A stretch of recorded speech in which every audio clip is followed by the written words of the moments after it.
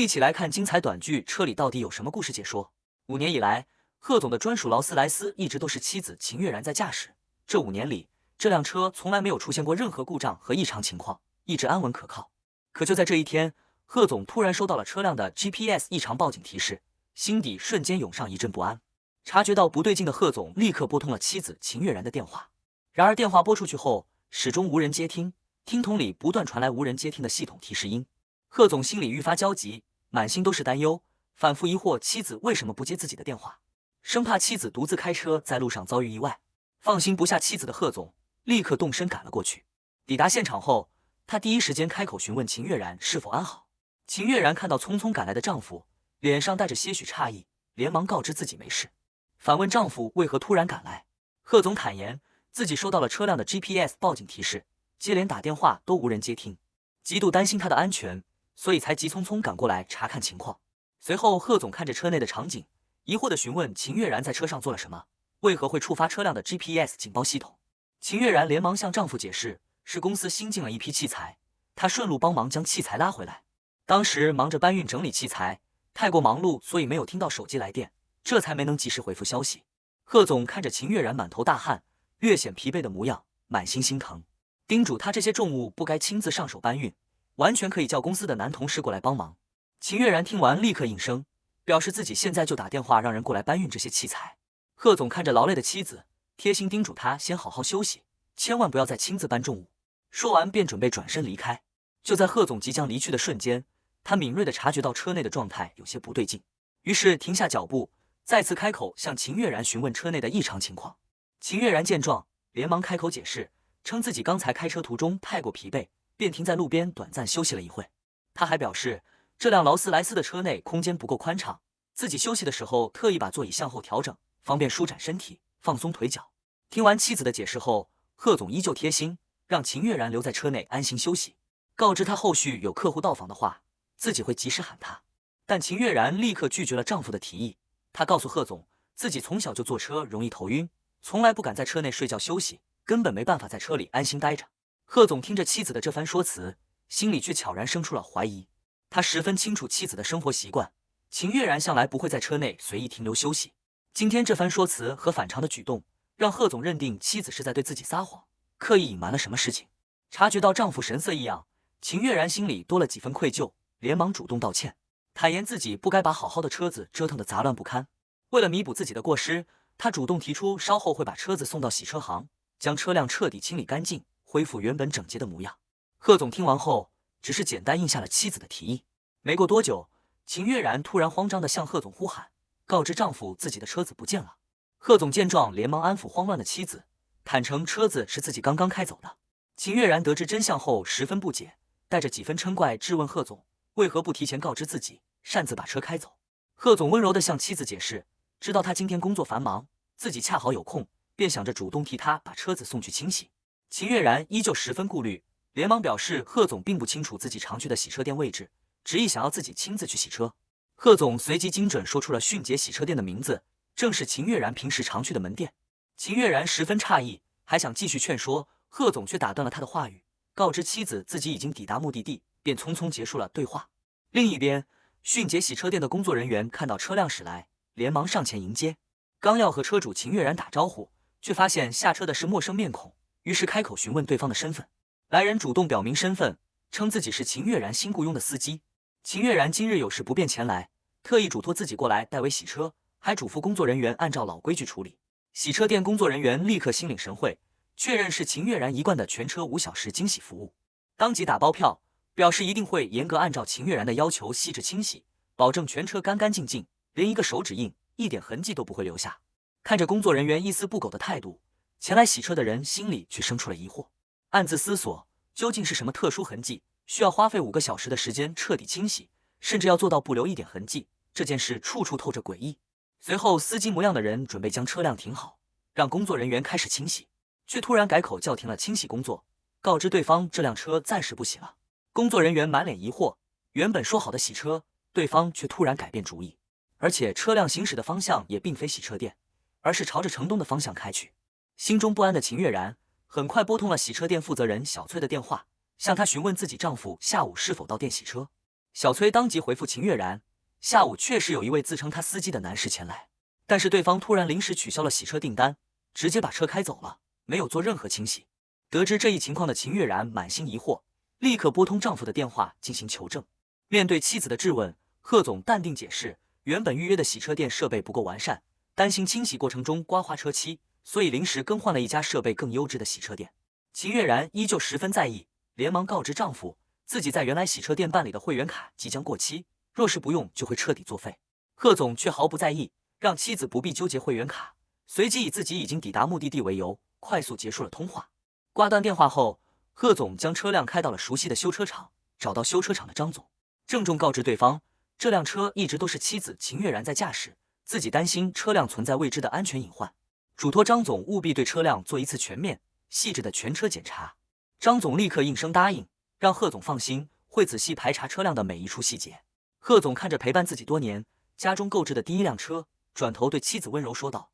以后这辆车就专门留给他开。”秦月然满心感动，连连夸赞丈夫贴心，还郑重承诺自己一定会好好爱护这辆车，除了丈夫之外，绝不允许任何别的男人乘坐自己的车。妻子真挚的话语并没有彻底打消贺总的疑虑，他的内心依旧充满顾虑，默默在心里感慨，希望妻子真的没有欺骗自己。没过多久，修车厂的张总完成了初步车辆检查，向贺总汇报车况。张总告知贺总，车辆整体没有大问题，仅存在几处轻微划伤，以及刹车盘出现了异响，除此之外一切正常。听完汇报的贺总一时间有些自我怀疑，难道真的是自己太过多疑，误会了妻子？可贺总脑海中不断回想妻子今日反常的言行举止，刻意掩饰的态度，慌乱的反应，都明确昭示着妻子有事瞒着自己。而所有的蹊跷疑点全都指向了这辆常年由妻子驾驶的车。彻底放下疑虑的贺总当即吩咐张总进行深度检修，告知张总这辆车多年没有做过全方位深度检查，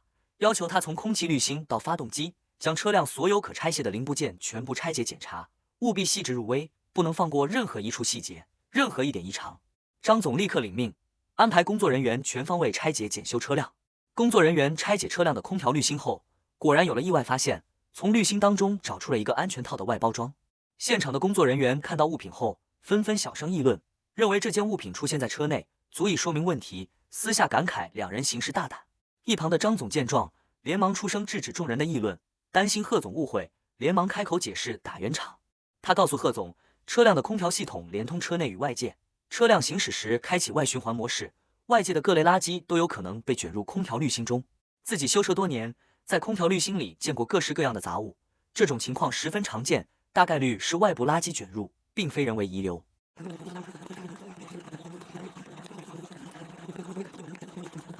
如今车内出现的可疑物品，让贺总内心充满失望与愤怒，他认定妻子背叛了自己。为了彻底查清真相，贺总向张总询问洗车店是否有可以让残留污渍显形的特殊液体。张总立刻回应，店里有专用的痕迹还原剂，哪怕是已经清理干净的污渍，只要曾经存在过，喷洒试剂后就能清晰显现。贺总当即下令，让工作人员将还原剂全方位喷洒在车内各个角落，他要彻底查清这辆车里究竟隐藏着不为人知的秘密。就在工作人员准备喷洒试剂的关键时刻，贺总突然叫停操作。他看着眼前的场景，猛然反应过来，这里根本不是普通的洗车店，而是专业的修车厂。他内心更加疑惑，妻子刻意隐瞒，拒绝正规洗车，执意遮掩车辆问题，背后定然另有隐情。这时秦月然再次拨通了贺总的电话，语气带着一丝慌乱，询问丈夫车辆是否清洗完毕，目前在哪家洗车店。贺总坦然告知妻子，自己并没有去洗车，而是将车辆开到了修车厂做全车检查。听到这番话的秦月然语气瞬间充满震惊与惶恐，连连质问丈夫，车辆明明完好无损，为何要特意送去检修？贺总语气平淡，却带着深意反问妻子，车辆表面看着完好，实际或许暗藏隐患，车内隐藏的秘密很快就能水落石出。挂断电话后，修车厂的工作人员立刻完成了试剂喷洒，很快就显现出了清晰的痕迹。工作人员向贺总汇报，车内浮现出多处手掌印与指纹印记，手印大小不一，光点明暗不均，说明这些痕迹并非单次留下，而是多次残留形成的。贺总仔细观察所有印记，分辨出其中偏小的掌印是妻子秦月然的手掌痕迹，而车内残留最多、最为显眼的偏大掌印，关节粗壮，尺寸远超常人，绝对不属于自己，是陌生男性的手掌痕迹。为了彻底查清掌印主人的身份，贺总立刻联系专业检测人员。将自己在车内收集到的手掌汗渍残留与皮肤角质样本交给对方，要求务必在半小时内出具 DNA 检测结果，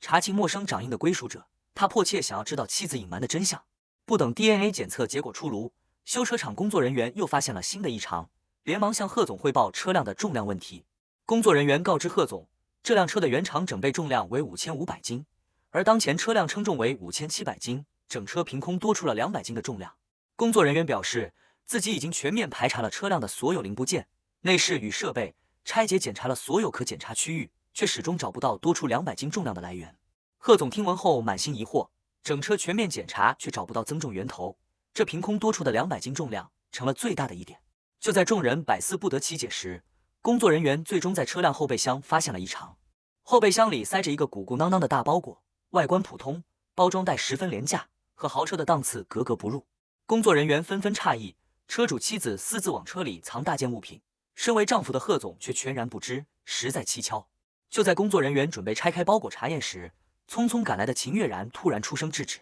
神色十分紧张，大声阻止众人检查自己的车辆，声称车辆刚刚在 4S 店完成全套保养，已经经过专业检测，没有任何问题，让所有人立刻让开。贺总看到突然出现的妻子，神色平静地开口询问他为何突然赶来。秦月然强行稳住情绪，故作淡定地询问车辆检查结果，确认车辆是否存在问题。贺总告知妻子，他平时开车一向爱惜，车辆本身没有什么故障问题。话音一转，贺总话锋凌厉，直言妻子急匆匆赶来阻拦检查，绝不只是单纯关心车辆状况。秦月然立刻撒娇解释，称自己是太过想念丈夫，担心丈夫劳累，既然车辆没有问题，就想赶紧和丈夫一起回家休息。贺总却没有顺着妻子的话说下去，直接出言叫停，告知妻子车辆的检查工作还没有结束，不能就此离开。秦月然依旧极力阻拦，反复强调车辆已经经过 4S 店专业检测，眼前的修车厂不够专业，没必要重复检查，还以自己身心疲惫，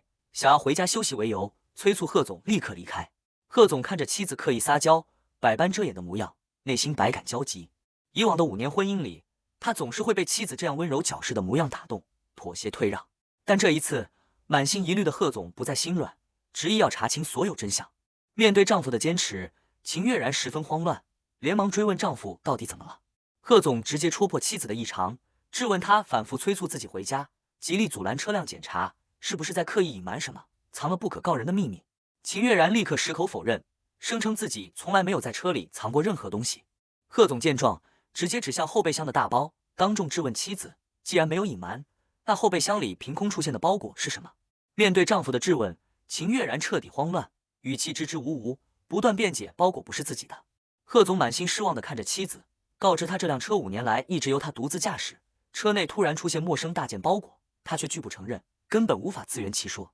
贺总步步紧逼，追问包裹内的物品到底是什么。秦月然情绪崩溃，苦苦哀求丈夫不要再追问，希望丈夫能够相信自己。贺总见妻子始终不肯坦白，便决定亲自拆开包裹一探究竟。秦月然见状彻底慌了，死死阻拦贺总的动作，含泪哀求丈夫千万不要打开包裹，不断恳求丈夫给自己余地。妻子慌乱心虚的模样让贺总更加失望。他细数5年婚姻里自己的付出，坦言自己5年来毫无底线的信任，宠爱妻子，从未有过丝毫猜忌，没想到换来的却是妻子的刻意隐瞒。贺总满心愤懑，直言今天一定要查清妻子在车内隐藏的所有秘密，绝不就此作罢。在秦月然的极力阻拦与哭喊哀求中，贺总还是强行打开了后备箱的包裹，看清里面物品的瞬间，贺总当场愣住。包裹里并不是贺总预想的可疑物品，而是一座精致的雕塑摆件。秦月然看着丈夫错愕的模样，终于道出了真相。她解释称，此前2人一起逛雕塑展时，自己十分喜欢这座雕塑，当时纠结再三，终究没有舍得购买。为了给丈夫准备结婚纪念日惊喜，她特意提前买下这座雕塑，打算在结婚纪念日当天送给丈夫当做礼物，于是悄悄藏在车里，想要给丈夫一个意外之喜。她还解释，因为雕塑是小众原创作品，没有配套精美包装，为了防止运输和存放时磕碰损坏，才随便找了个袋子装起来。秦月然满心委屈地表示，自己默默筹备惊喜许久，没想到阴差阳错闹出了这么大的误会，提前暴露了礼物，所有的惊喜都荡然无存。真相大白后，贺总瞬间明白自己误会了妻子，内心满是愧疚与懊悔。秦月然见误会解开，温柔劝说丈夫天色已晚，2人可以回家了。此刻贺总却再次开口叫停，神色依旧严肃。他告诉妻子，在他赶来之前，自己已经让工作人员深度检查了车辆，并且查出了新的问题。秦月然瞬间紧张起来，连忙追问查出了什么问题。贺总缓缓开口，告知妻子工作人员在车内检测出了陌生的手掌印，悬着的心再次提了起来。这场看似解开的误会，依旧暗藏着尚未揭开的疑点。